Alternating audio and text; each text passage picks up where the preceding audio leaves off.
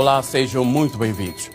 A UNITA está a ser muito criticada, sobretudo nas redes sociais, por não ter convocado manifestações de rua contra os resultados eleitorais de 2022.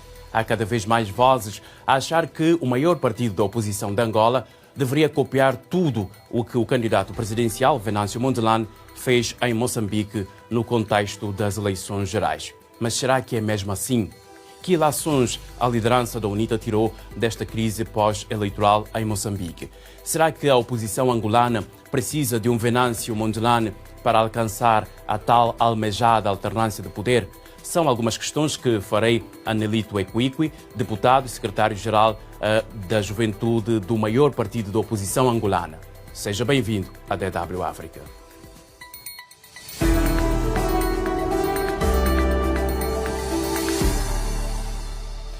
Viva Nelito Equiqui, muito obrigado pela sua disponibilidade para esta entrevista. Como é que a UNITA encara estas críticas que remontam a 2022? Que notas o partido tirou da crise em Moçambique? Bem, viva Braima, muito obrigado à DW por esta oportunidade de conversarmos para analisarmos a situação de Moçambique, trazendo-a para o contexto de Angola. Críticas devem ser feitas. Eu penso que a sociedade angolana tem legitimidade de fazer as críticas que tem feito à UNITA, porque nós somos um partido democrático que deve ser efetivamente escrutinado pelo povo, as suas ações. Quando a UNITA posiciona-se de forma de um lado ou do outro, parece sempre a crítica ou elogio da opinião pública. E no caso concreto, existem críticas fundamentalmente da juventude e eu penso terem a sua legitimidade na medida em que a forma como as pessoas olham para o contexto. Lembrar apenas que a UNITA desencadeou várias manifestações de rua em 2021 a 2022. Em outubro de 2021, a UNITA desencadeou, junto da sociedade civil, uma grande manifestação que, infelizmente, terminou com vários feridos e com uma morte. Portanto, e Luanda parou, o país parou, isso obrigou que o presidente da República, na altura, convocasse de emergência um encontro com todas as lideranças juvenis de Angola. Ato contínuo houve e existiram inúmeras manifestações e das quais resultaram em mortes, feridos e várias detenções. Portanto, a UNITA fez um processo de pressão antes das eleições. No caso concreto de Moçambique, a estratégia do candidato presidencial Venâncio Mondlane, que é o grande vencedor das eleições de Moçambique, a quem felicito pela coragem, pela bravura e a forma como tem conduzido o processo de luta política. E por que acha que Venâncio Mondlane foi o grande vencedor das eleições presidenciais em Moçambique? Braima, o chefe de Estado de Moçambique tomou ontem posse sob um aparato militar e policial muito grande. Não teve povo. Aquilo é como se estivesse a tomar posse às escondidas, a usurpar um poder que não era seu. Porque quando um cidadão é eleito presidente da República pelo povo, o natural é vermos euforia nas ruas, o povo a comemorar vitória, o povo estar presente porque as suas vidas vão mudar, conseguem encontrar na liderança as aspirações da realização das suas vidas. O que nós assistimos na tomada de posse de Moçambique é um chefe de Estado isolado, tomando posse contra a vontade popular, e não falamos só de Maputo, estamos a falar de Moçambique, de vários recantos de Moçambique, em que as pessoas sofrem por dentro, várias não conseguiam sair para manifestar, mas outras saíram à rua para manifestar. Um chefe de Estado que toma posse sobre várias medidas de segurança, eu penso que não tem legitimidade popular, tem legitimidade da força e tem a legitimidade das instituições. O Mondlane é o grande vencedor na medida em que o poder emana do povo e ele tem a legitimidade do povo. Caberá ao Venâncio saber gerir esta vitória que ele conseguiu, que para mim é uma vitória. O Venâncio é um grande vencedor deste processo, se caberá a ele gerir de maneira conveniente para não perder este crédito e saber usar em benefício do seu povo e ver até que ponto ele consegue transformar este poder em poder real. Se nós formos à essência do conceito de poder hoje, o poder deriva de duas fontes, de forma muito concreta, das instituições e do povo. Eu penso que o Venâncio vai continuar a ter o poder do povo, vai continuar a gerir pessoas, é sobre pessoas. O Venâncio é o verdadeiro vencedor das pessoas.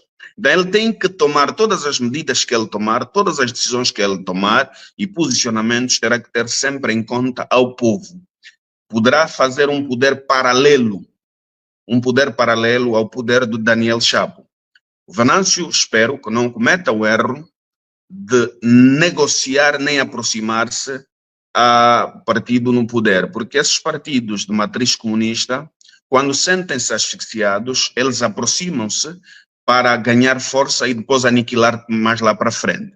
Então é preciso que haja este cuidado, mas eu volto a felicitar o Venâncio, até aqui tem tido uma postura que muitos de nós duvidaram. E, olhando para a situação, se fosse a UNITA, o que é que o partido faria de diferente? A UNITA fez luta armada, a UNITA teve um braço armado, que ajudou a libertar Angola. A UNITA, depois das eleições de 92, houve um conflito armado que terminou em 2002. Portanto, a luta de violência, a mais alta expressão de violência política, a UNITA fez. E fez o que obrigou a fazer várias reformas em Angola.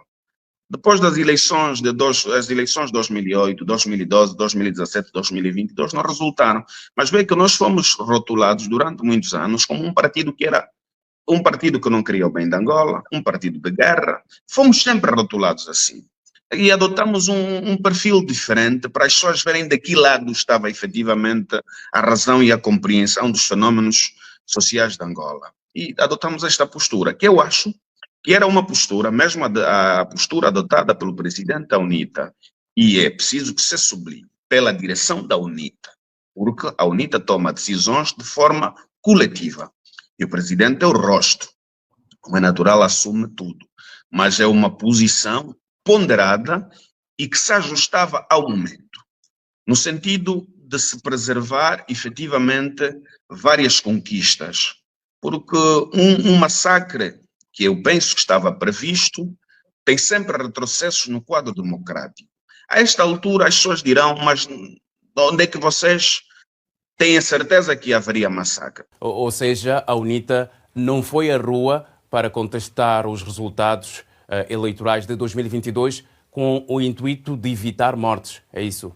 Eu penso fundamentalmente foi uma posição prudente e que visou fundamentalmente garantir a estabilidade política, que visou preservar a paz, sobre tudo isso. E a UNITA tem estado a pagar este preço desta decisão que tomou, mas ainda assim eu acho que a UNITA saberá no futuro tomar decisões capazes de preservarem o seu interesse e o interesse do povo.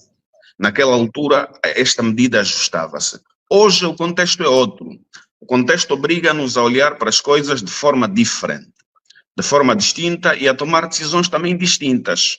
O caso de Moçambique traz-nos uma realidade diferente, traz-nos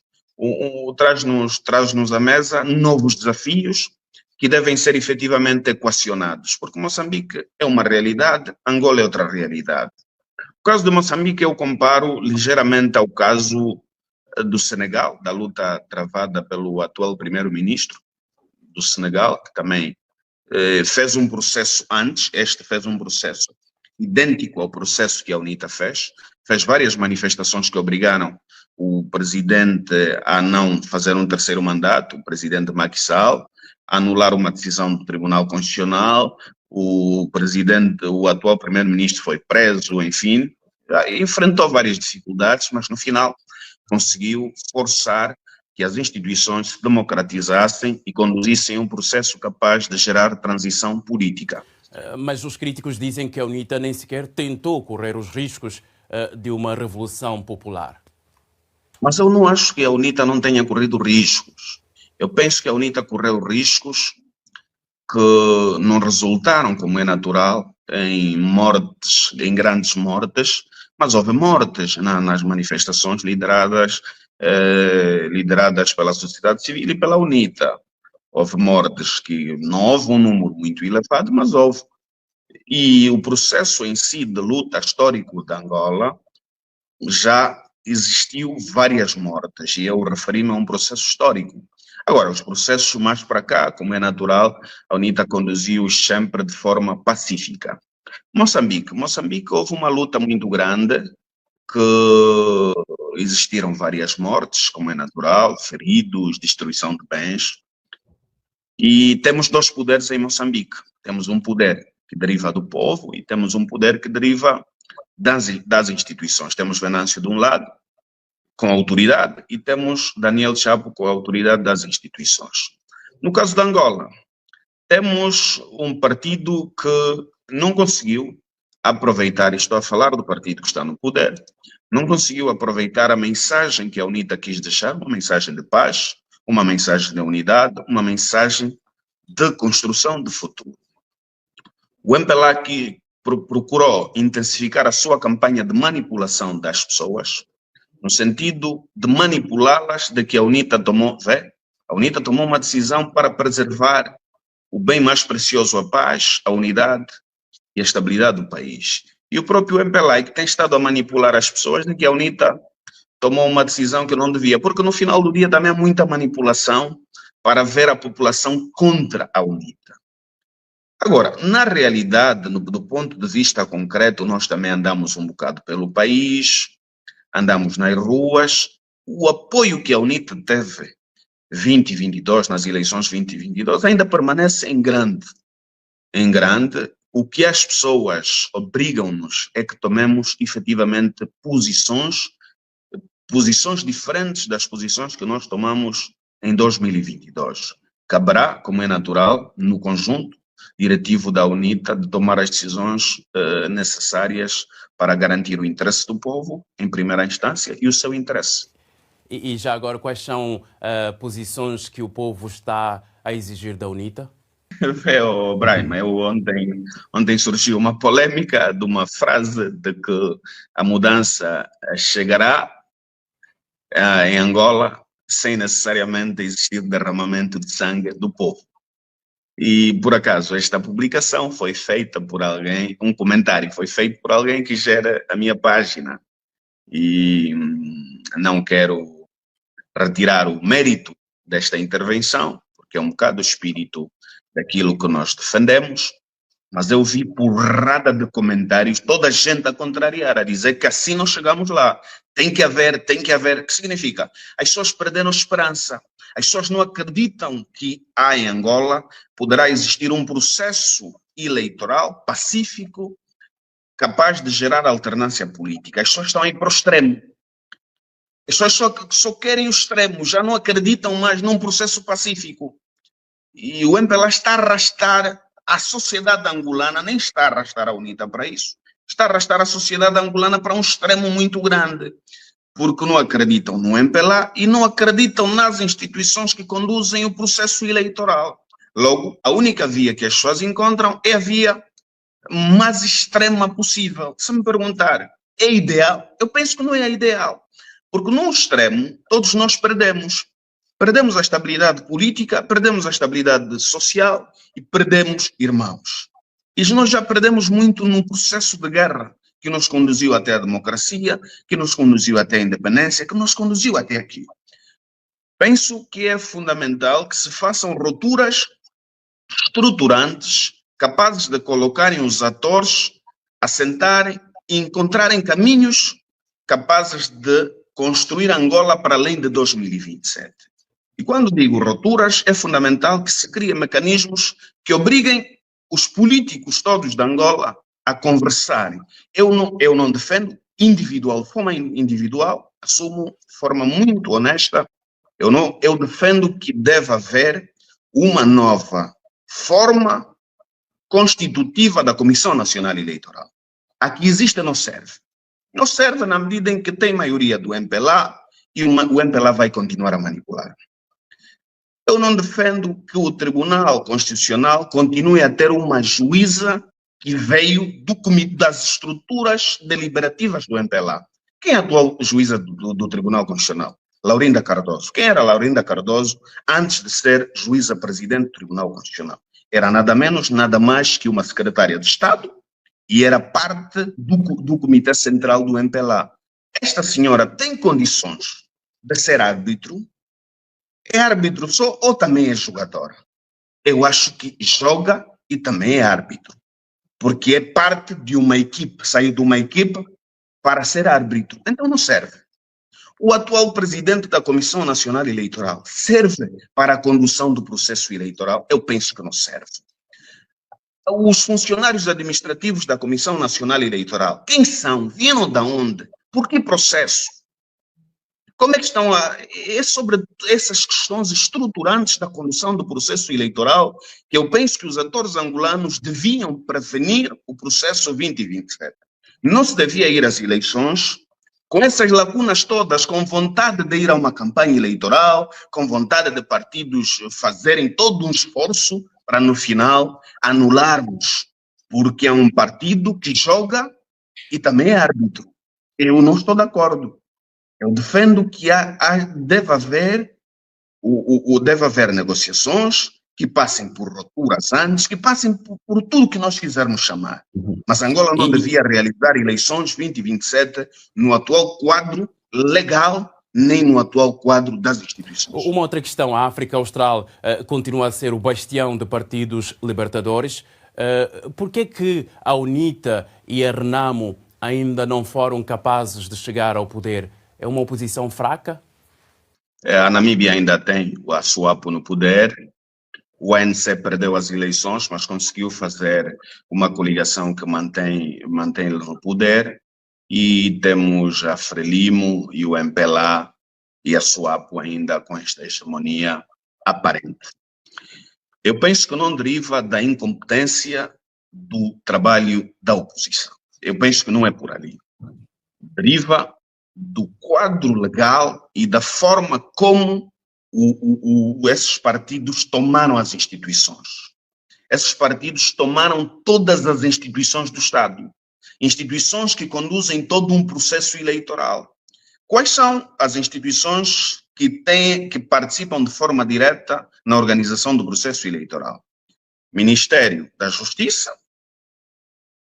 Nós não temos um Ministério da Justiça que nos garanta transparência e lisura na preparação dos dados. Para falar dos dados da base eleitoral. A base eleitoral hoje, base de cidadãos maiores, vem do Ministério da Justiça. Tanto o Ministro da Justiça, como é natural em toda parte do mundo, deve vir do partido que ganha, é do MPLA. Mas quem são os funcionários administrativos desse ministério? Quem são os diretores? Quem são? Há países em que os diretores já não dependem mais do partido, depende da competência. Mas aqui em Angola ainda é muito diferente.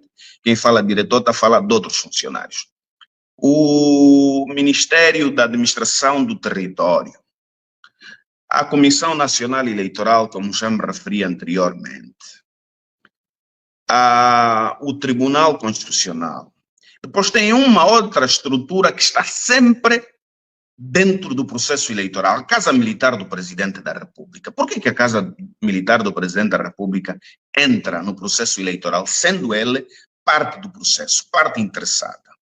Sendo ele o presidente do partido que governa e, no entanto, coordenador, ou seja, é o chefe de todos os ministros que vão organizar o processo eleitoral. Não tens como ter um processo eleitoral transparente. Não tens como ter um processo eleitoral capaz de gerar alternância política. Então, é por isso que eu estou constantemente a dizer: Angola tem que reformar as instituições centrais. Não vamos falar tanto da reforma do Estado, que esta é mais profunda, que teremos que fazer mais lá para frente, mas para termos uma transição política pacífica, que é a desejável, pacífica nos termos da lei e nos termos da Constituição, os políticos terão que encontrar mecanismos de termos uma nova Comissão Nacional Eleitoral. Estou a falar da composição, pessoas. Quem é o presidente da Comissão Nacional Eleitoral? Como é que surge? Quem é ele? Quem são os outros pares? Quem são os funcionários administrativos da Comissão Nacional Eleitoral, ao nível central, ao nível intermédio e ao nível de base? Porque são três níveis. Quem é a presidente do Tribunal Constitucional? Vem da onde? Que credibilidade? Garante-nos transparência? Garante-nos lisura na tomada de decisão? É sobre estes aspectos todos que nós temos que discutir, porque senão nós vamos envolver o povo, vamos ter grandes multidões e essas multidões não vão resultar em alternância política. No final, seremos outra vez julgados e condenados pelo mesmo povo, que confere-nos poder e na tomada de decisões dos órgãos que conferem a legitimidade às instituições, nós não conseguimos fazer vincar o apoio que tivemos nas urnas. Então nós precisamos mudar isso. É o caso de Angola, é o caso de Moçambique. Ficou claro que as eleições de 2022 não foram transparentes, tampouco organizadas com lisura. Moçambique é a mesma coisa. A Namíbia também teve problemas da mesma natureza. A África do Sul, felizmente, evoluiu, tendo em conta o seu processo histórico. Aprenderam com a história, com os erros que cometeram e hoje conseguem manter a unidade nacional. Há um elemento central, é a unidade, é a paz e o desenvolvimento. Portanto, não há problemas em coabitação entre os vários partidos políticos na busca do bem comum dos sul-africanos. Angola, o MPLA continua a pensar que foi destinado para governar, só eles podem governar. Ainda não compreenderam que Angola deve ser feita por todos. Cada um de nós é parte. Enquanto eles não compreenderem, dali precisamos, eu pergunto, é uma pergunta que eu deixo para todos. 75, alcançamos a independência. Não resolveu o problema de Angola. Porque o MPLA acaparou-se da independência e proclamou-se o único. Instituiu o Partido Único. 92, depois de uma guerra prolongada, não resolvemos o problema. 2002, não resolvemos o problema. Precisaremos de sangue outra vez para o MPLA compreender que tem que sair do poder? O MPLA quer sair pela porta ou quer sair pela janela? Então, por que é que a UNITA recuou na luta pela tal verdade eleitoral? Há quem diga que a UNITA tirou o pé do acelerador no momento crucial. A UNITA exigiu a verdade eleitoral, tanto é que remeteu um processo junto do Tribunal Constitucional, lá está, o tal Tribunal Constitucional, dirigido por uma juíza presidente que veio dos órgãos deliberativos do MPLA. Lá está, este aqui é o ponto. Que instituições onde recorremos? São instituições que não garantem isenção, tampouco transparência, mas a UNITA recorreu, a UNITA expôs e a UNITA levou o assunto, o presidente da UNITA levou este assunto em organizações internacionais. O último recurso que nós devíamos ter feito é colocar o povo na rua, e já expliquei anteriormente porque que a UNITA não fez. A UNITA recorreu, a UNITA não reconheceu as eleições de 2022, não reconheceu as eleições de 2017 e continua a dizer que houve fraude. A UNITA ganhou as eleições. É um vencedor que não está a governar. E voltando à questão moçambicana, o que acha que fez com que João Lourenço não mediasse a crise pós-eleitoral em Moçambique? O Venâncio conseguiu trazer para a política africana um elemento novo da legitimidade popular. A SADC, a SADC, curvou-se perante o que aconteceu em Moçambique.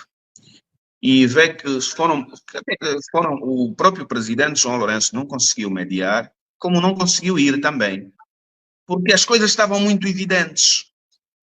E temeu, como é natural, represálias do povo moçambicano.